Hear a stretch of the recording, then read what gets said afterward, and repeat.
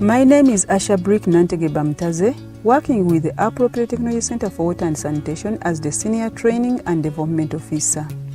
The center is mandated to undertake applied research on behalf of the Ministry of Water and Environment.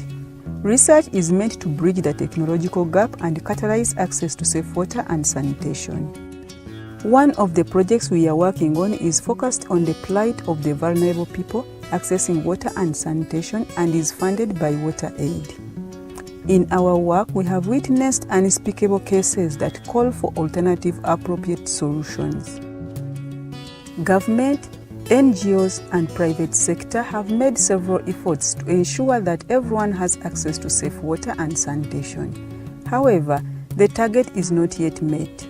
According to the Water and Environment Sector Performance Report 2014, 36% of the rural population does not have access to safe water, and 25.4% does not have access to decent sanitation.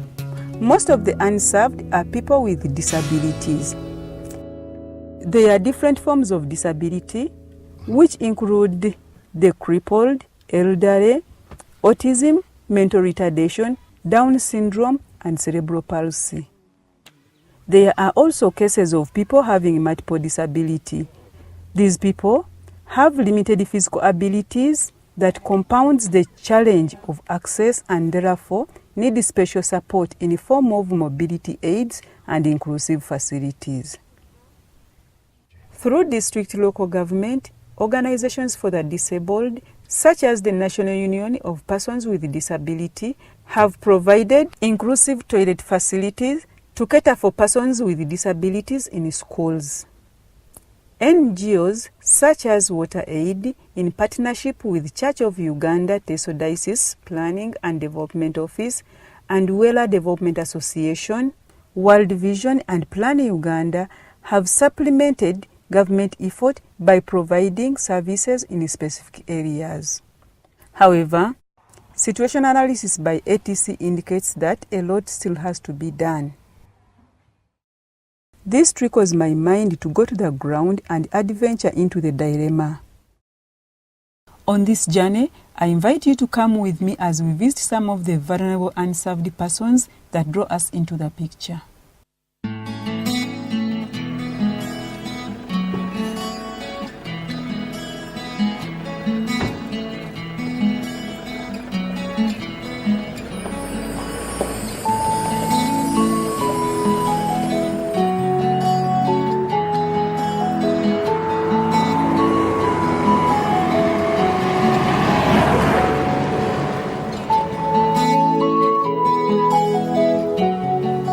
Arrive in Tororo district in eastern Uganda to meet our very first unserved disabled person. It is the 16-year-old Doreen who lives in Bira village, Rwala parish, Mulanda sub-county. Doreen was born a normal child, but at the age of 3 months, she got an illness that left her crippled and paralyzed on the left side of her body. In 2013, Doreen received a wheelchair from Tororo District Union of Persons with Disability to aid her movement. Apparently, Doreen uses this wheelchair to go to the church, hospital, or visit in the neighborhood. For her daily routine, Doreen crawls without any mobility aid. Can you briefly explain to me the kind of services you give to Doreen to enable her access water? When she wants drinking water, we get it and take it to her, then she drinks it. If she wants water for bathing, we draw it for her, take it to the bathroom and we bathe her. If there is no water at home, we go to the well and collect more water that she will use. Then we draw it for her and she uses it to brush her teeth or anything else. The used water collects in a basin and is poured away. And how does she access the latrine? If she wants to go to the latrine, she crawls over by herself and sits on the hole. We have placed papers there which she picks and cleans herself. After, she dresses herself and crawls back. Apparently, Doreen uses the same toilet facility like everyone at home. However, this is now full and she cannot really use it. The father digs for her holes, what we call cut method. She goes, eases herself, and then the hole is covered.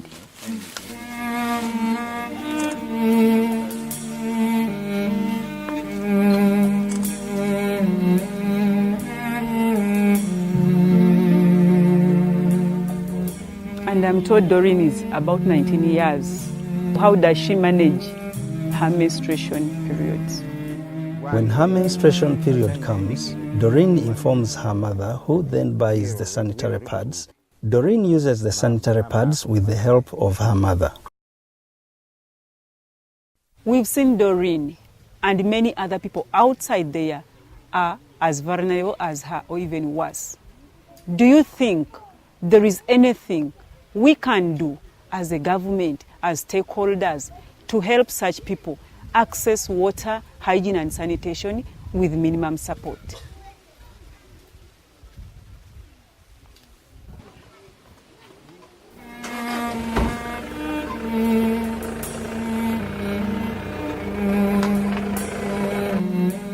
We come to the home of Mr. Onyango Doimik, 79 years old, and his wife Nyasengo Perepetwa, 70 years old, who live in Pajwenda village, Lalwa Parish, Mulanda Sub-County, Tororo District. At the time of their marriage, they were both normal, but later in the stage, they got disabled. Onyango got disabled in 1998 and Perepetwa got disabled in 2010. Nick is blind and his wife Perepetwa has a dislocation around the waist.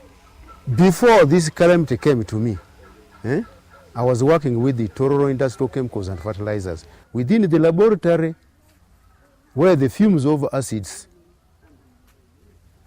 because I was controlling the apatite plant and the acid plant, sulfuric acid.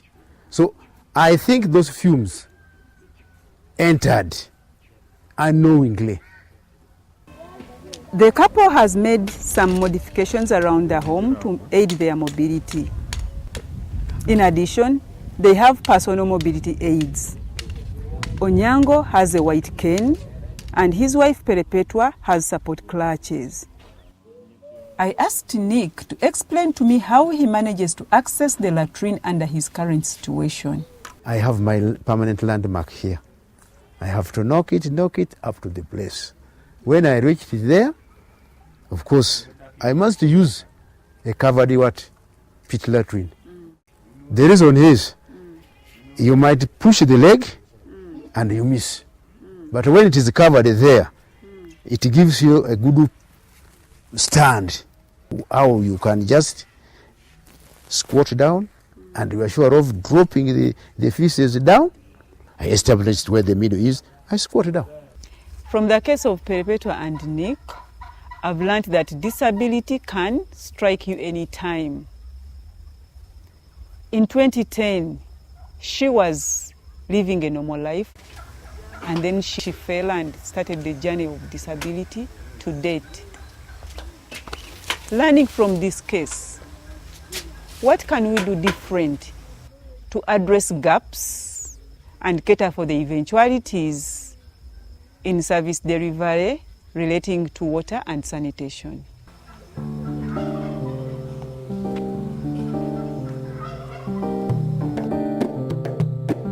Nick Onyango Odoi has referred me to his cousin brother Okong Emmanuel, who is deaf and blind.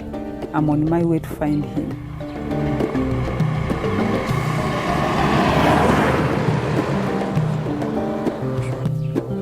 Okong Emmanuel, 77 years old, lives in Pajwenda village, Rwala Parish, Mulanda Sub-County, Tororo District. Emmanuel was born deaf but became blind in 1993 after a serious illness. He has ever had a wife and divorced with no children. Apparently, Emmanuel is living all alone and gets help from relatives who live nearby, especially his young brother. Help that is mainly given to Emmanuel is to bring water to his home and food for eating. He does the rest of the things by himself. Emmanuel works very hard to maintain the hygiene of his home. He sweeps his compound every morning, and he also keeps personal hygiene by bathing himself every morning. He takes the water by himself to the bathroom and does the bathing by himself.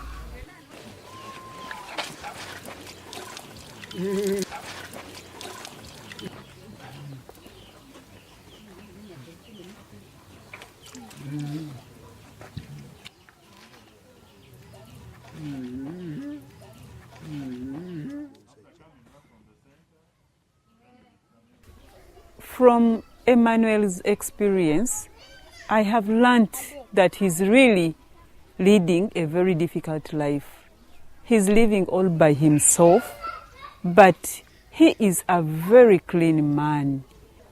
Emmanuel doesn't have a bathroom or a toilet next to his house, and he's always looking for services related to bathroom and toilet in the neighborhood. He has to carry the water by himself and gets lost several times before he finds the bathroom, which is located in the neighborhood. I wonder how such a person can be helped to access water and sanitation with ease. Among the cases visited is the family of Moses Ogola, 51 years, and Kezia Akoth, 36 years, who live in Pajwenda village, Luala Parish, Molanda sub-county, Tororo district. Together, they have 9 children, 2 of which are disabled. Jachandi Isaac, 19 years, is crippled, and Okecho Frederick, 8 years, is lame and mentally retarded. The 2 children cannot do anything for themselves. They have to depend on their mother for anything they need, be it bathing, getting water for drinking, going to the toilet, or even washing their clothes. These children were born normal, but later in life, they were struck by diseases that left them disabled.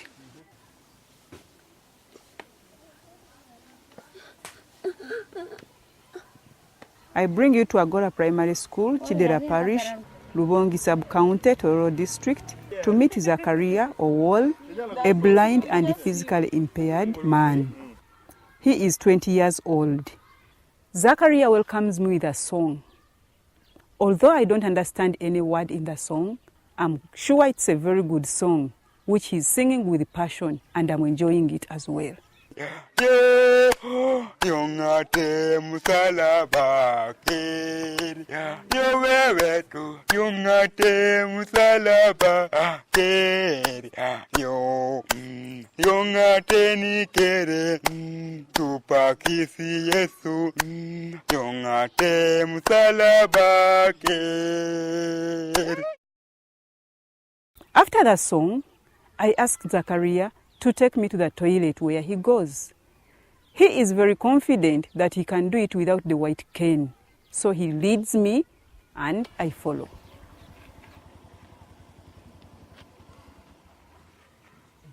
He hangs around this school because he has a great attachment since he has ever studied in this school, and it is the only place that has a toilet facility which favors his special needs. Where is the latrine? There. There. Yes. Like this.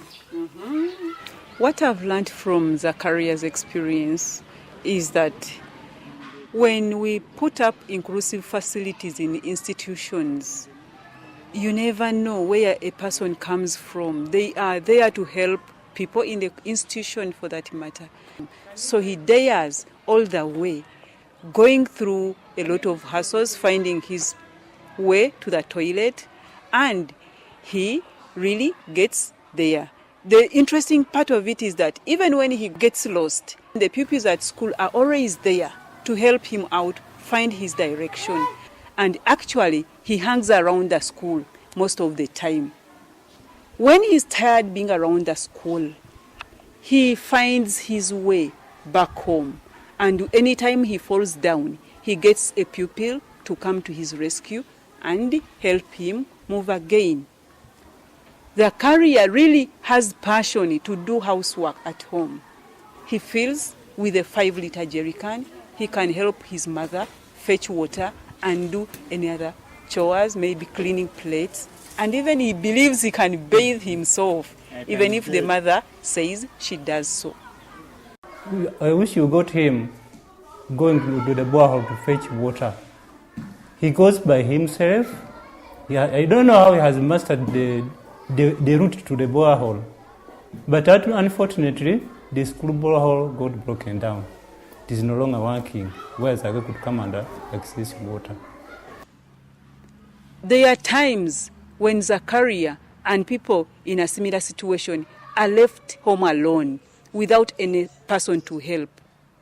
How can we empower them to access water and sanitation facilities with ease?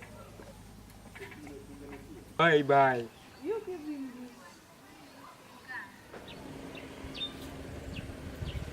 I have come to the home of Odiang Moses, 30 years old, married with 4 kids, living in Pajwenda village, Luala Parish, Molanda Sub-County, Tororo District. Moses was born a normal child and got very sick at the age of 5. This sickness left him crippled and paralyzed on the right-hand side of his body. I interacted with him and he revealed to me that as a child, Moses grew up admiring to get better education, to travel in different places, having a decent home, and having all by himself and walking around. Moses, tell me something. What happened? One day, as I was coming back from looking after my grandfather's cattle, I got a sudden sharp pain along my neck and spine.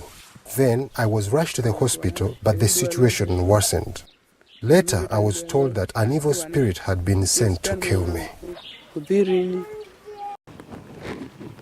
Moses is a farmer, but in addition, he helps in domestic chores by fetching water, washing clothes, and he also bathes himself. What challenges do you face as you access water? My biggest challenge is mobility. If my child needs water, for example, I find it difficult to move fast enough to give it to her. Do you have a borehole in the neighborhood? Yes. There's a borehole across the road. Moses told me he cannot afford a fee of 2,000 Uganda shillings that users pay every time the borehole breaks down. This leaves him with no choice but to collect water from an open source that is quite a distance from his home. Before we conclude our conversation, Moses picks a jerry can to go and fetch water as part of his routine. To access the water source, Moses goes down a narrow rough footpath on his wheelchair, having to push it through overgrown grass and crops. This is what makes the exercise a big challenge and time-consuming to Moses. The wheelchair will not go beyond a certain limit. This forces Moses to crawl down to the point where he can draw his water.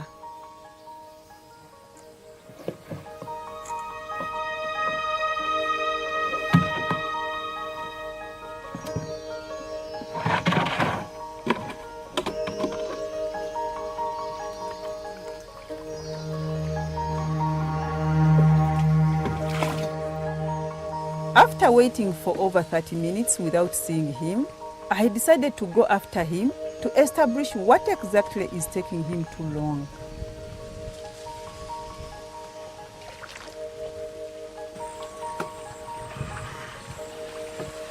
Moses, Do you carry that jerrycan from there yourself or someone helps you? But someone can help me. But you can't carry it yourself? Yes. I walked over a kilometer to find the source. I had to pass through gardens with unleveled ground. And guess what I find? Moses is all wet, struggling to get water and meet the needs of his family. After collecting just enough water he can carry in his left hand, he then battles with loading it onto his wheelchair. This is the most challenging moment of the whole exercise.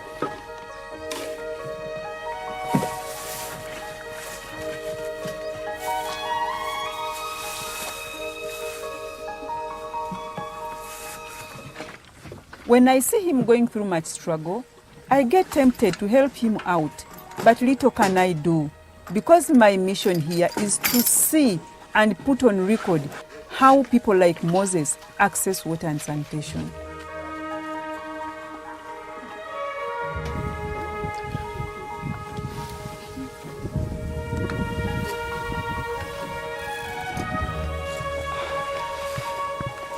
I have witnessed the hassles Moses goes through to provide water for his family.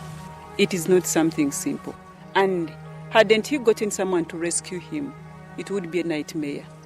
What can be done to help improve your situation to access water? If a piped water tap is connected up to my compound, it would help me a lot. But you said you cannot pay the money, the user fee at the borehole.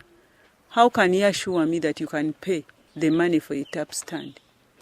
There's a high demand of clean water here. So when people come to fetch water, I will get money from them. As I leave for my next destination, I reflect over Moses' idea, which struck me as a possible sustainable intervention for him and other vulnerable persons to access clean and safe water while generating income from it.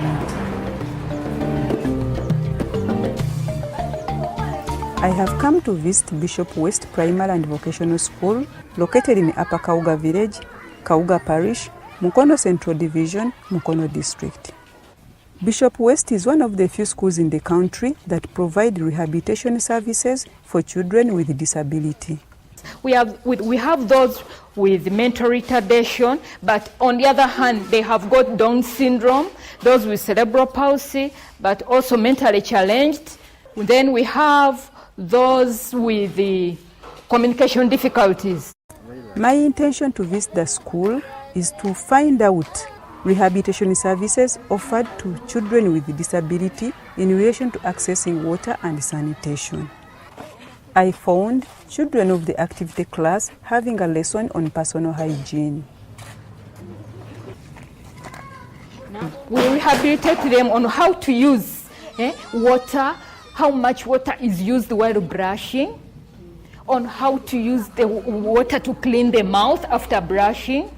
But some forget, so we keep reminding them because they are mentally challenged, they have memory deficits, they forget. We help them to remind them that when you're going to brush, you have to put toothpaste. After putting the toothpaste, brush, and then you brush, the germs are killed. You spit, not swallow. Then you rinse the mouth very clean. Bishop West is one of the few schools that are empowering children with disability to access water and sanitation independently. It means that after they have left this school, they can try to do it alone. We have got one modified latrine for children with cerebral palsy, but you find that one latrine is shared by many children. Both sexes are using the same modified latrine. That becomes a challenge for these children. Another challenge is seen in accessibility of these water sources, like the tap. We want to train that child to go to the tap, draw the water, him or herself, but because of the few ramps around, becomes a challenge. The The water and sanitation challenges faced by people with disabilities are enormous. However, the scanty interventions at Bishop West Primary School in Mukono and other specific organizations at individual and institutional levels to empower such people provide a ray of hope to improve the livelihoods of the unserved. I hope that one day, in this beautiful country, we shall achieve the desired goal of having access to safe water and dignified sanitation for all, including the vulnerable. Ariong'ateni kere tupakisi Yesu yong'ate msalaba kere yong'ate msalaba kere yo wewe tu yong'ate msalaba kere yo yong'ateni kere tupakisi Yesu yong'ate msalaba kere.